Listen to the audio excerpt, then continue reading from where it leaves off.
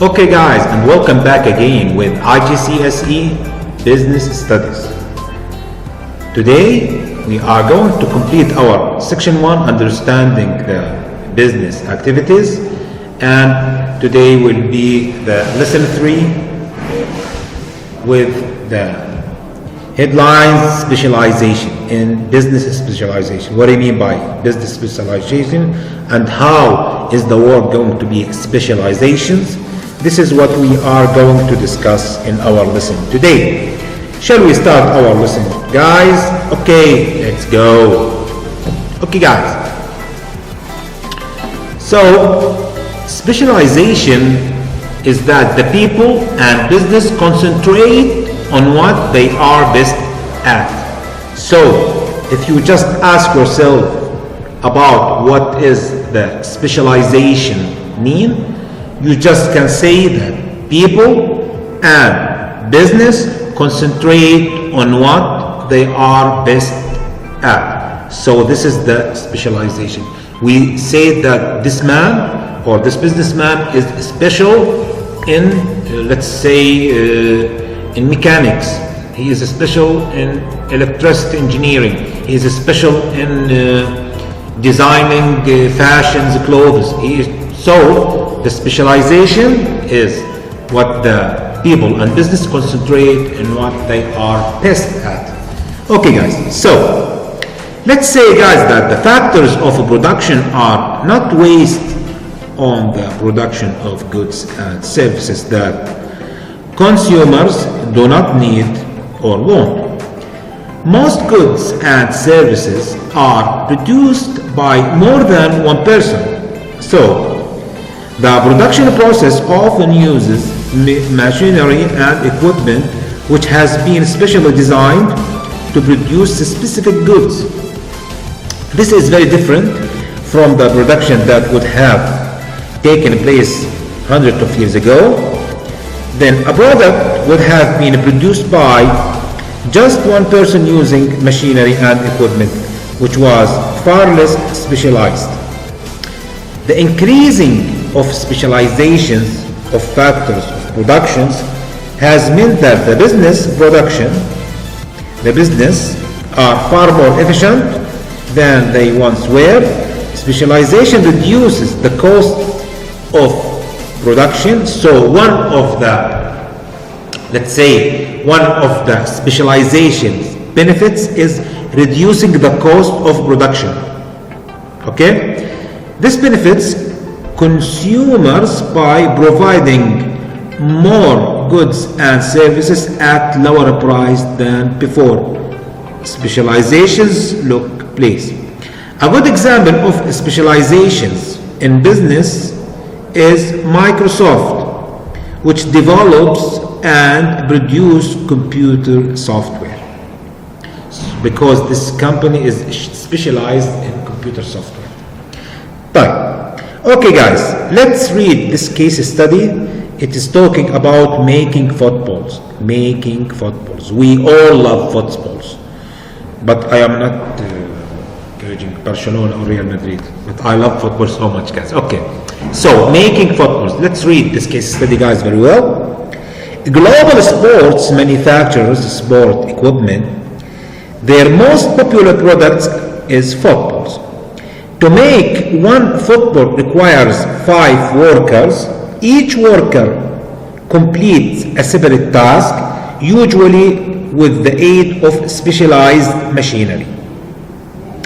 The 5 stages in making a football are: 1. Panels are cut out of sheets of leather. 2. A designer and logo is stamped on panels. 3. This is the stages of production. 3. Panels are stuck together into the shape of a football. 4. The bladder is inserted into the ball. 5. The ball is molded into the correct shape and inflated to the correct pressure. So these 5 workers, let's say each one of these workers is responsible to perform one of these 5 stages. So they are specialized in their jobs. Okay, let's see. So the 5 stages, again guys, the first stage, it has a worker specialized in that the panels are cut out of sheets of leather. And the second stage, as we said, a design and logo is stamped on panels. The third stage, panels are stuck together into the shape of football. And the fourth stage, the bladder is inserted into the ball, and the fifth stage is the ball is molded into the correct shape and inflated to the correct pressure. Okay guys, so the first question is identify an example of the factor of production, especially the capital. What is the capital mean? The capital here is the machine that are used, let's say, or the resources. Let's say here it's presented by the land. So the capital here is they are used the resources of, let's say, the first stage panel are cut out from its sheets of leather. So this is the resources, sheets of leather. Okay, and also they need to cut, and so they need tools. So the tools and the money needed for buying these sheets and all the resources, all these are capital. All these are capital. Okay. The second one, or B, use the information here to explain what is meant by division labor. What is meant by division labor? Okay, guys, we are going to come with this, let's say, with this definition. It's the division of labor. Let's say here it's a production. The production is divided into separate tasks when each worker does just one of those tasks. So here, if we are saying, or if we are discussing now these stages of production of this making football business, so the division of labor here is that we have 5 workers performing 5 stages. From 1 to 5, So this is what present the division of labor very clearly. Question C, identify 2 reasons why global sport benefits from specialization. Why global sports benefits from specialization? Well guys, specializations, number 1, as we said before, that it will reduce the let's say the production cost, and it will increase the number of production.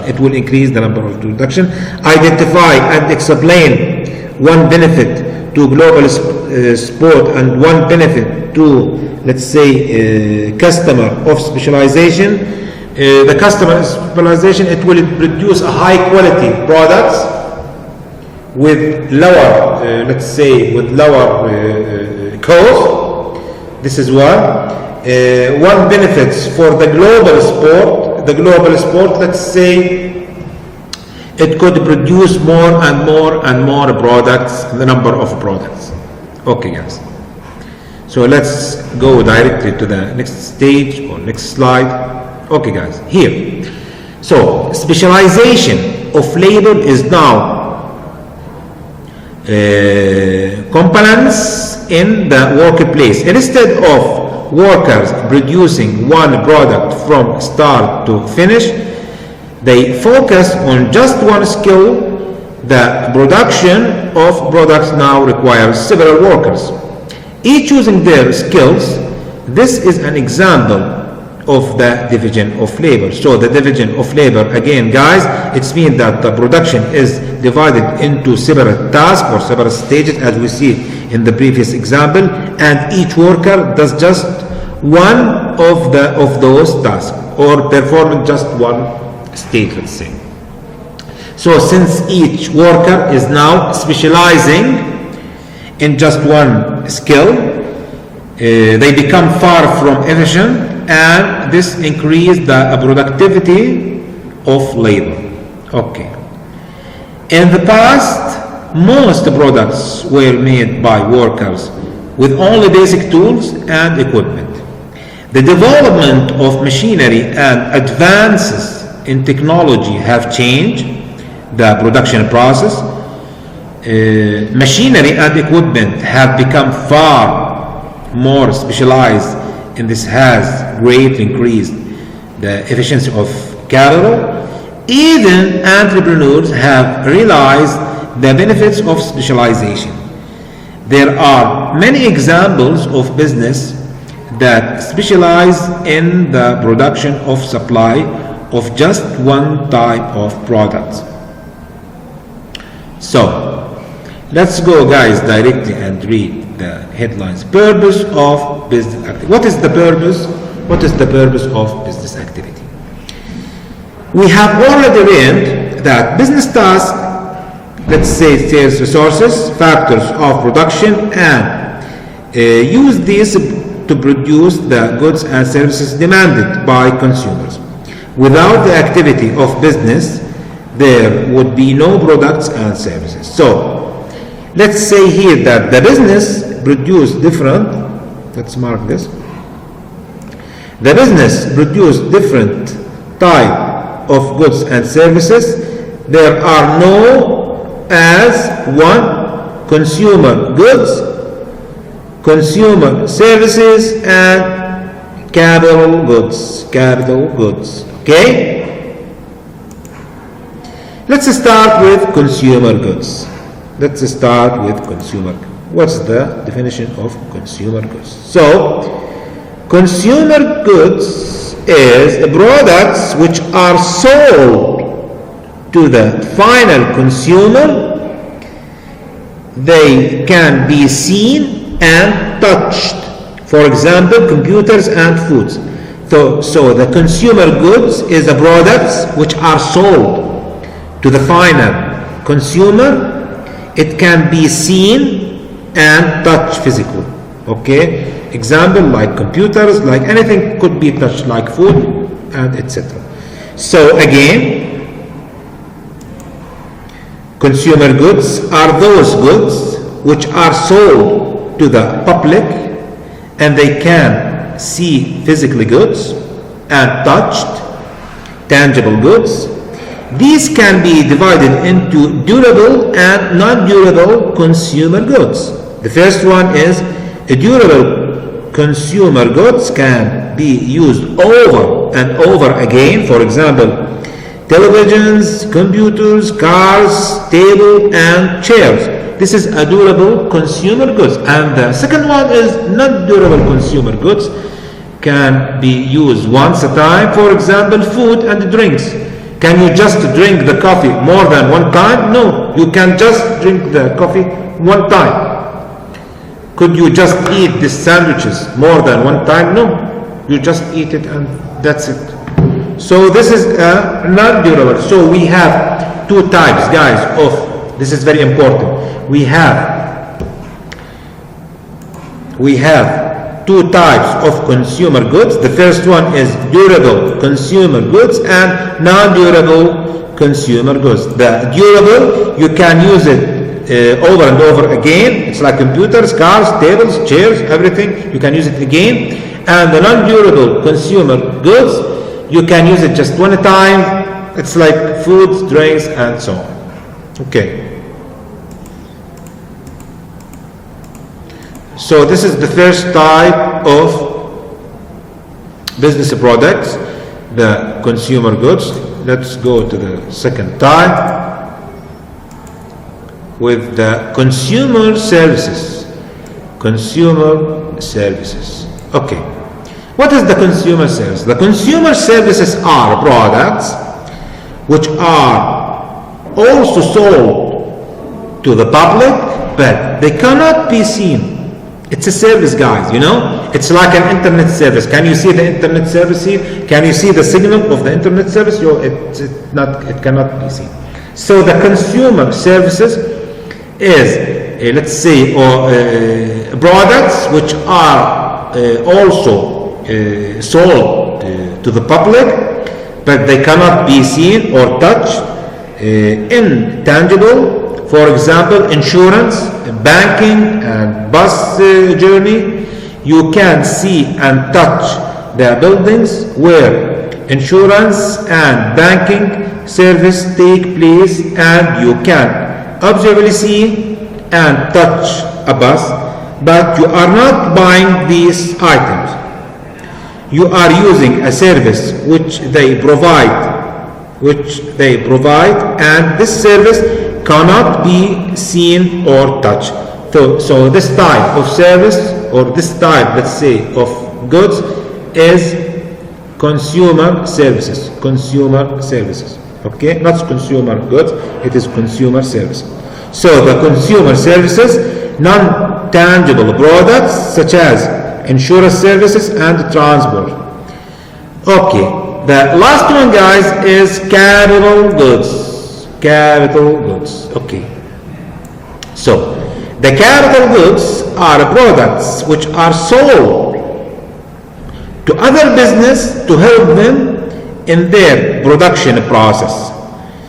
These are physically goods such as machines, computers, and delivery vehicles. So the capital goods, again, it's a physical goods such as machinery and delivery vehicles used by other business to help produce other goods and services. Okay, so this is the capital goods. Okay, let's read this case study, guys, and see. Okay,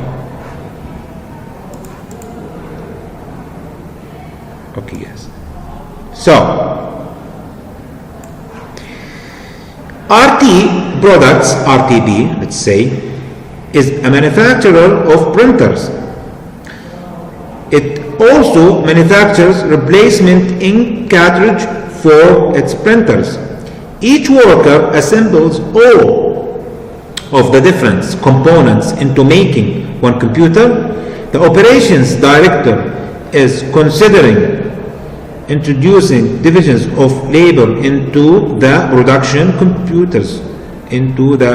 of computers. Okay, so the RTB has recently invested in a new computers control equipment to help manufacture the printer cartridge last year, and it produced about 600,000 printer cartridge. RTB will be able to produce 30% more cartridge this year.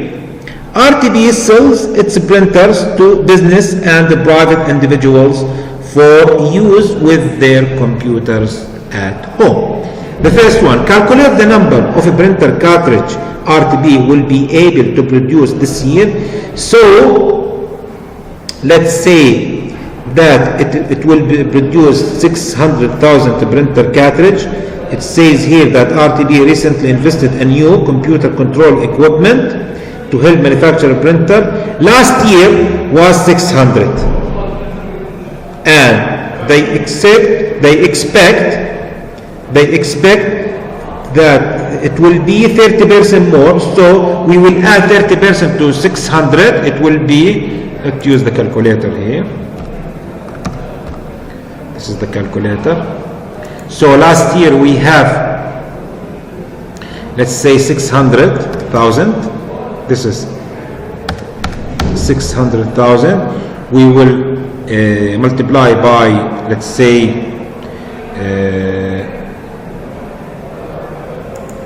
with 30%, so it will be 0.3. This is 30%. The answer will be 180,000. So this will be added to 600, the 600,000, and the answer will be 780,000 ink. So they will expect to produce 700, let's say here, this is the answer, 780,000 ink, or printer ink, let's say printer cartridge. Okay, so this will be the answer. Let's go directly to question B. use the information here to explain the difference between consumer goods and capital goods. So the computer goods, as we said, we have two types of consumer goods. The let's say durable and not durable. Durable is it can be used more than one time. So the printer could be used one more time, but the cartridge is just for one time. So this is non-durable. The printer will be the durable one. It's a consumer goods, but the cartridge inside the printer is non-durable because you can use it just one time. When it finishes the ink, you can't use it again. The capital goods here is the machine that used to efficient or to increase the number of ink production. The machine so here when they said that RTP has recently invested in new computer controlled equipment. So the computer controlled equipment, this one is capital goods. Computer controlled equipment is the capital goods. C, do you think the operations director should introduce divisions on labor into the production of a printer? Justified.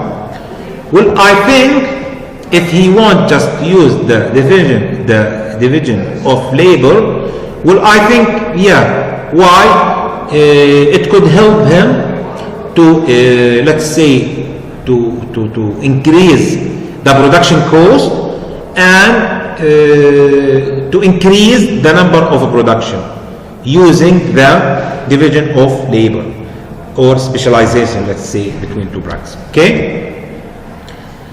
Okay, guys, so let's go to the next slide, please. Okay. We are going to start now with something called adding value. What do you mean by adding value? So, the adding value, whatever goods or service is a business produced, it is very try to add value to every stage of the production process. It does this by taking raw materials and turning them into goods or services which it sells to consumer at a price greater than the cost of raw materials used in their production. Added value is one of the most important objectives of business. It's like shown here in figure 1.7, adding value. Let's say show how value is added in the productions of cake. As you see here, we just buy the raw materials for making the cakes like sugar, flour, butter, eggs, and so on, and we use production machines, mixer, oven, and so on. We add value for these, let's say, material cost, and to have finally these cakes. This adding value is not just including the cost of the raw materials. Maybe it will cost my workers, let's say, my workers' salary, my shop rent, electricity invoices. Every cost goes in the production stages should be added value to the final products. Okay, so how business increase added value? How business increase added value? Okay, added value is not the same as a profit. It is not a profit. You will learn later how a business calculates profit. We are not talking now about the profit. All you need to know now is that other costs such as workers' wages, as we said before, and energy cost must be deducted from the added value to calculate profit. So a profit will increase if business is able to increase its added value without increasing its cost. So, in practice, it's difficult to increase value without increasing cost. If the increase in added value is greater than the cost of achieving it, profits will rise. There are a number of different ways a business can increase in added value. So, to summarize this, guys, added value is just if you have a business, surely you need to, let's say, to buy the raw materials and using machines or tools to produce the final products and sell it for the final customer. All these costs during these stages should be added to the final products, let's say, cost. These are called added value. These are added value. And then we will add a profit percentage. Okay? This is what we are talking about now. Finally, next time, I hope we are going to go through branding. This is our lesson today. Please see the video after this lesson. It's talking about what we are discussed today. I hope you benefited very well. Don't hesitate to ask any question if you have. Just contact me directly. Take care of yourself and your family, and goodbye. Hi, I'm Adrienne Hill. And I'm Mr. Clifford, and welcome to Crash Course Economics. Here at Crash Course, we recognize that difficult subjects are sometimes taught with truly unintelligible vocabulary that's difficult for us regular people to understand. But it doesn't have to be that complicated. Remember, economics is the study of scarcity and choices. We have limited resources, so we need a way to analyze the best way to use them. We need economics to make wise decisions in the future, but it also helps us understand the past. Most empires, wars, and human endeavors can be explained using economics. All you have to understand is who wanted what. The American Civil War wasn't just about freedom. It was fought because southern states wanted to keep using cheap slave labor. It was economics. Econ can explain so much about the world, and that's why we love teaching it. And that's what makes it the greatest subject of all time. Take that, physics. We're coming for ya.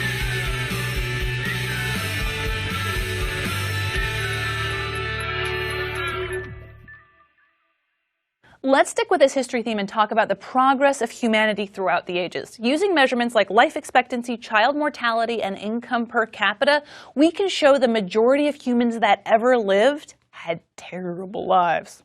Statistically speaking. It wasn't until the Industrial Revolution that people saw a significant and sustained increase in their standard of living. Population skyrocketed, but so did life expectancy and food supplies and hospitals and eventually toilets and refrigerators. It was in the beginning of the Industrial Revolution that Adam Smith, the first modern economist, wrote his book, An Inquiry into the Nature and Causes of the Wealth of Nations, or Antikuntunkawan. He wasn't great at naming books, but he was really good at explaining the source of prosperity. Smith concluded that it was specialization, what he called the division of labor, that made countries wealthy. Let's go to the thought bubble. When I think of specialization, I think of a pizza restaurant where different workers have specific tasks like preparing the ingredients, making the pizza, putting it in the oven, taking it out, and putting it in the box. This division of labor makes each worker more productive since they can each focus on the thing they do best. And they don't waste time switching between jobs. But specialization goes beyond the assembly line for pizza. To produce the cheese, there was a dairy farmer who specialized in raising cows. The oven was designed and manufactured by people who specialize in engineering ovens. The friendly mustache guy in the pizza box, someone had to stamp him on there. I love that guy. Adam Smith observed, in every improved society, the farmer is generally nothing but a farmer. The manufacturer, nothing but a manufacturer. The labor necessary to produce any one complete manufacture is almost always divided among a great number of hands. Imagine what it would be like to make a pizza completely on your own, from scratch. You would have to grow the wheat and tomatoes and raise the cow. You would make the flour, the cheese, the oven, the pan, and then draw the mustache guy in the box. Without specialization, if you want something, you have to make it yourself. And for thousands of years of human history, specialization was, well, pretty minimal. Of course, humans specialized prior to the Industrial Revolution. It's one of the marks of civilization that we mentioned in our World History series. But the modern era has taken this to the extreme. Think of how many people from how many different specialized fields it takes to make a smartphone. All of them working in harmony so I can tweet my super profound thoughts. Thanks, Thought Bubble.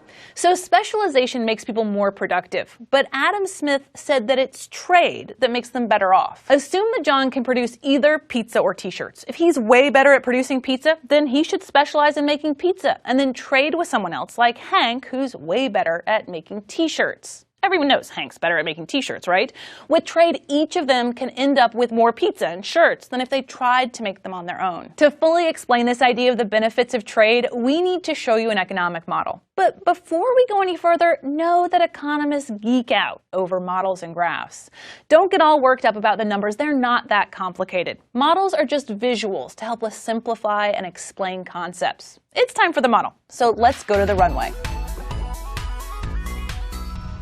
Now, this is the first graph you'll see in an economics textbook. It's called the Production Possibilities Frontier, or PPF. The PPF shows the different combinations of two goods being produced using all resources efficiently. Now, here's a made-up example. If the United States uses all of its workers and factories to produce airplanes, it can produce 500 per day, but it can't produce any shoes. Now, if they use all their resources to produce shoes, they can produce 1,000 tons per day, but they can't produce any planes. Now, because the United States has limited resources, they can't produce any combination beyond the Production Possibilities Frontier. So it's impossible to produce 500 planes and 1,000 tons of shoes. Wait, Mr. Clifford, I want to stop you here for a second. We don't live in a world where there are only two things that a country can produce. There are like a million things that U.S. workers can choose to make. Toilet paper, zippers, adorable stuffed kitty cats holding heart, artisanal sauerkraut. We don't live in a world of just shoes and airplanes. So what's the real world value of the Production Possibilities Frontier? The idea is once you really understand that there's trade-offs between producing two goods, that same logic applies to any number of goods. And adding additional goods makes it more complex, but doesn't really add any more insights. So economists usually stick with just two goods. Now, what if American companies mismanage their resources and tried to produce planes in shoe factories and shoes in plane factories? Well, they'd be at a point inside the Production Possibilities Frontier showing an inefficient use of resources. So every possible combination inside the curve is inefficient, and on the curve is efficient, and outside the curve is impossible. Now let's compare this PPF to China's. China can produce 100 planes per day or 800 tons of shoes. Since the United States can produce more planes than China, they have an absolute advantage in the production of planes. The U.S. also has an absolute advantage in the production of shoes. Since the U.S. can produce more of both goods, you might think there's no reason to trade, that they should just produce both on their own. Well, no, remember, specialization in trade makes people, and in this case countries, better off. Now stick with me. Let's calculate the opportunity cost for the United States to produce one plane.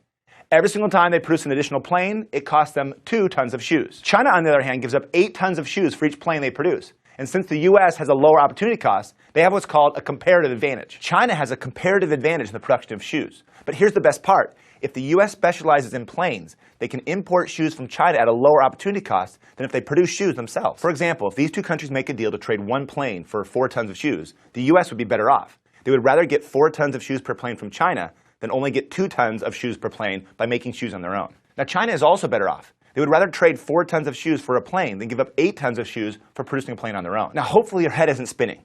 Being able to do these calculations is good, but it's more important to understand the main idea. Individuals and countries should specialize in producing things in which they have a comparative advantage, and then trade with other countries that specialize in something else. This trade is mutually beneficial. Now, that's the Production Possibilities Frontier. In the real world, it's way more complicated than the simplified model, and we're only in the beginning. So this graph is super simplified, but the idea that countries should focus on producing the products for which they are better suited is huge. Way huge. In reality, the U.S. is the world's leading manufacturer and exporter of airplanes. It produces more than 40% of all planes. At the same time, the U.S. produces less than 2% of the world's shoes, electing instead to import them from countries in Asia. The graphs aren't real, but the concepts are. Another reason you should learn this is because you might hear a politician or someone on the news argue that international trade destroys domestic jobs. And even though it may seem counterintuitive, economists for centuries have argued that trade is mutually beneficial to whoever's trading. Now you know why. Now, to be fair, there are all sorts of other intolerable issues associated with international trade, like child labor, dangerous working conditions, and pollution. And we promise to address these in a future video. But if there's one point on which most economists agree, it's that specialization in trade makes the world better off. No country in recent decades has achieved sustained improvements in living standards without open trade with the rest of the world. Countries like Cuba, Venezuela, Zimbabwe, and Iran that are voluntarily or involuntarily cut off from the world remain less economically developed than they could be. On the other hand, countries that have opened their doors to trade, like Japan and Taiwan, or more recently China and India, have seen massive improvements in their standards of living. Adam Smith was onto something. Self-sufficiency is inefficiency, and inefficiency can lead to poverty. Next time, we'll show you how some of these ideas get turned into economic systems and how these systems contribute to the differences between countries. Thanks so much for watching.